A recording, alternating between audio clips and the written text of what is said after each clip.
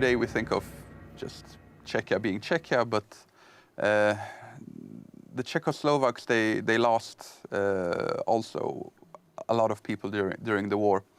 But before the war, it was a large state in Europe. The combined Slovakia and Czechia together was a force to be reckoned with. And also, as you mentioned, with Czechia's industrial capacity, the Industrial Revolution had arrived in Czechia very early on.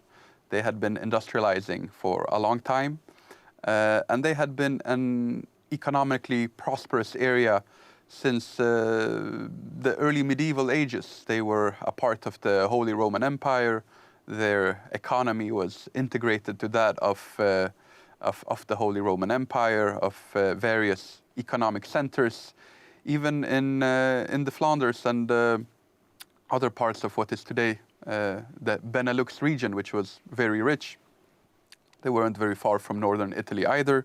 So naturally, on the other side of the country in Slovakia, you had a slightly more rural area in which the economic output was much lower. But the combined demographic strength of Slovakia and Czechia, combined with the industrial capacity of Czechia and the military industry, which was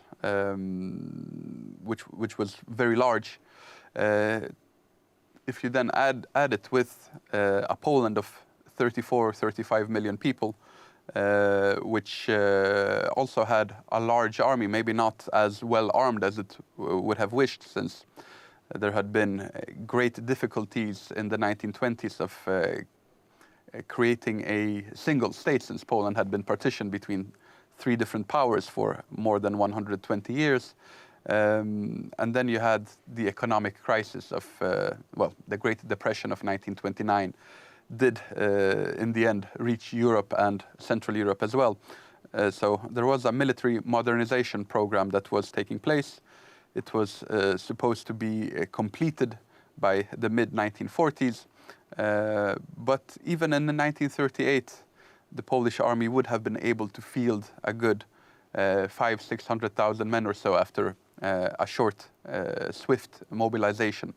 So a combined Czechoslovak-Polish force could have either fought the Germans to a stalemate, especially if they would have received military aid coming from the Western Allies.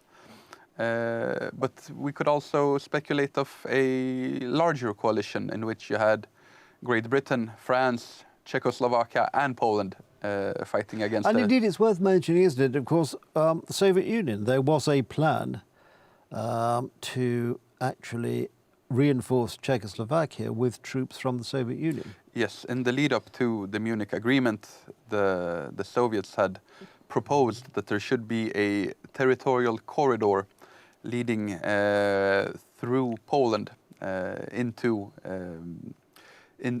Czechoslovakia, and that the Soviet Red Army could show up in Czechoslovakia and fight against the Germans if necessary. The Poles turned down the offer. They stated that if the Red Army is allowed to march into Poland, they might not leave voluntarily. Yes. So the Poles, they had no faith in any Soviet declarations. The Soviets, they contacted the British and stated, well, let's just ignore Poland.